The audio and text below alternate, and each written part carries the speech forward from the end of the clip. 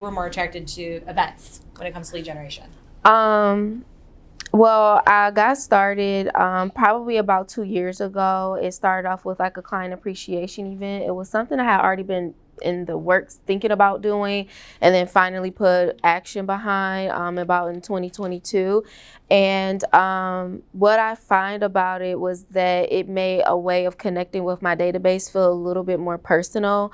And it also made me not as nervous to reach out to my database, because it's not hard to want to tell people about something or to invite them to something versus when you're trying to provide value through like, oh, let me give you some real estate information versus, do you want to come to this, event that I'm hosting and think it's going to be a great time, love to see you, that sort of conversation. It's a little bit warmer of a touch, and Yeah. you're obviously, they know you're a real estate agent and Right. that this is an event that you're throwing. Right. So how are you picking the events? It is sheer interest. So like my client appreciation event came from me enjoying and liking flowers. So I wanted to invite people to come and pick their own flower to take home with them. So that was how the first event started. And then my most recent events have just been like me feeling that there is a need to know more about like estate planning, wills and trusts. So I align myself with a couple attorneys and even an insurance financial advisor, insurance provider, to just have a bigger conversation around those sorts of things. So I feel that now some of my events are still taking on more of an element of real estate. So those make it easier to follow back up with past clients because, they just purchased, and, estate planning can be based around that and encouraging them to come for that information. And then the other event was around safety. So that was for, anyone who would want to come to just learn about like personal safety, firearms, things of that nature. So let's rewind and talk about how you're reaching out to your database about the events. What does that look like? It can be kind of tedious and very tedious and time consuming in some ways, because with my events, ideally I like to text everyone in my phone. So it's like I have to get a pretty decent head start. You're texting everyone from your phone. Yeah. What are you saying to them? Well, it kind of depends. So like it's grown. So like with one of my recent events, I actually recorded a short video of myself and I sent that, inviting people with like, hey, want to invite you to this event. Here's the time, date, location, that sort of thing. And then I sent the Eventbrite link to go along with it. So, and then on the Eventbrite, it had the flyer, it had more information about the event, that sort of thing. And then some other ways is I use Command. I do send out a notice, an email notice.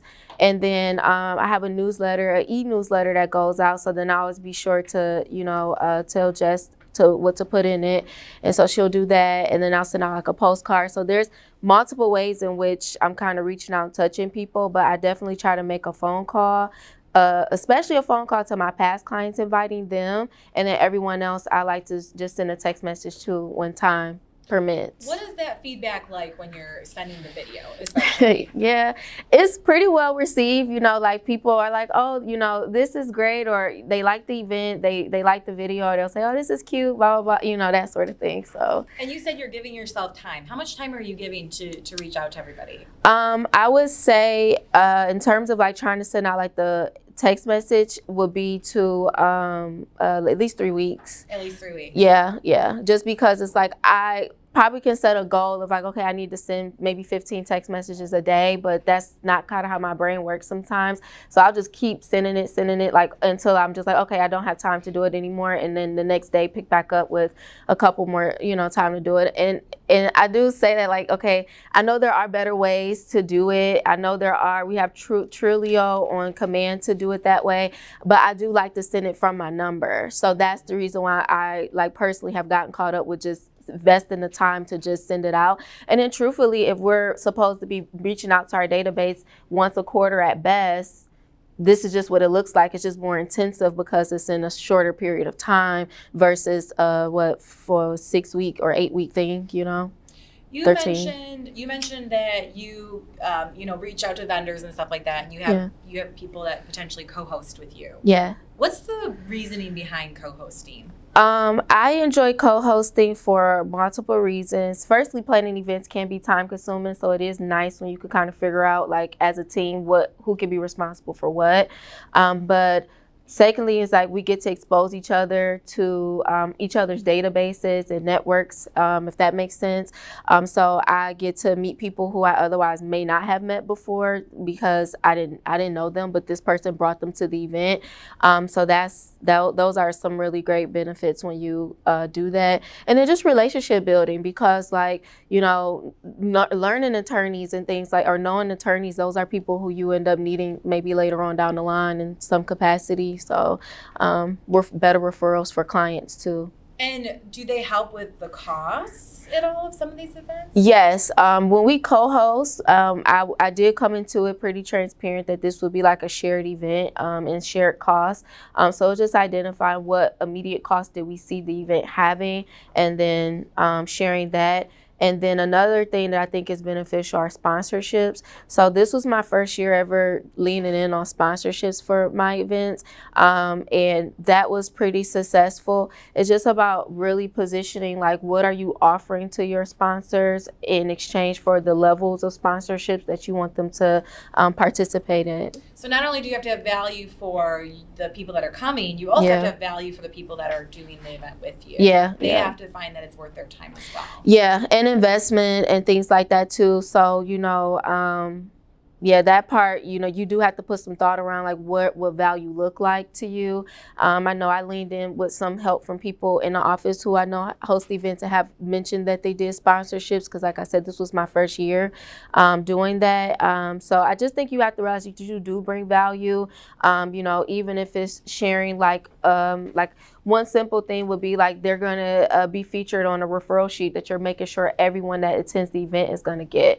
Marketing material that you're going to include, like their name and business. You'll do a call out to them or about their business when at the actual event.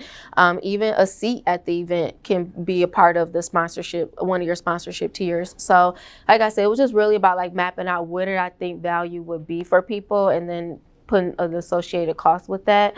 And you'd be surprised what people will say, like, oh yeah, I'll be willing to do that. So it sounds like you do two things, right? We talked about this yesterday. You plan an event for people that are your past clients in your sphere, right? But then you're also planning events that go to the public, to help grow your database. If people struggle with, like, I don't know how to grow my database, I don't know how to make new connections, you're utilizing it as an opportunity to grow your database so they eventually become part of what you called your circle.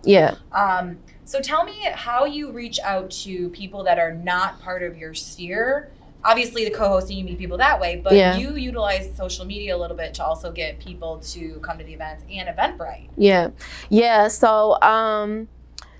So with, like, I would say private versus public, I guess, because with like the client appreciation, that is a little bit more private, but I do invite past clients to invite people that they know to come to the event. But that's not something like pre-event I do a lot of social media marketing around. But like for my public events, mostly social media, just posting the flyers, posting the links. I think maybe even shooting a short video of why you're doing that event. Sometimes it's not like what you're doing, the why behind what you're doing is where you connect with people a little bit more at. So things like that. So mostly social media, my newsletter, and then Eventbrite, which one person, she just found the event on Eventbrite and attended, which I thought was like kind of funny because I didn't know people just look for stuff on Eventbrite to do.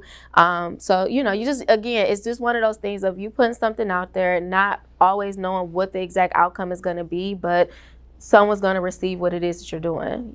Yeah, I love it. Yeah. It solves lead generation on two levels: nurturing and growing. Yeah, so I mean, pushing it heavier on social media to a different group of people, like, is where you'll get more of that return in terms of like connecting people that you otherwise don't know. So maybe like, some sponsor dollars and marketing dollars, like, things like that you may want to put behind it. And then the sooner the better, you know, like give yourself at least, like I said, a minimum of 3 weeks to me. 3 weeks I think is about safe to really try to push the event heavy, but be consistent and know what are you doing each day or each week when you are trying to promote the event. And you said that you want to do a better job of having it planned out every year. Yes. Like what events you're doing, when you need to start marketing it, which is perfect for the business planning clinic if this is part of what you want to do to lead generate. Yeah. But that's important because then you stay on top of it and it gives you the best results. Yeah, for sure. Like this last month is when I did 2 events, and like putting them together, like we probably started conversations around them towards the end of July, maybe August. I would say August. But I had a personal thing happen to where the event had to get pushed back from the month I originally planned in September to being in October. But like I said, they weren't events that I went into the new year knowing that I were going to host and do. Whereas now, having done them, I'm like, okay, where would I see those events in 2025 so that I'm better prepared to host and have them, you know? Because this is your lead generation. Yeah, exactly. So yeah. It needs to be part of your plan. Right. So right. I love it. Yeah. Any questions? No. I'm really looking forward to all the events you guys are going to be throwing in the office. Yeah. Thank you. We've been pushing out. Give her a round of applause. Thank you, too.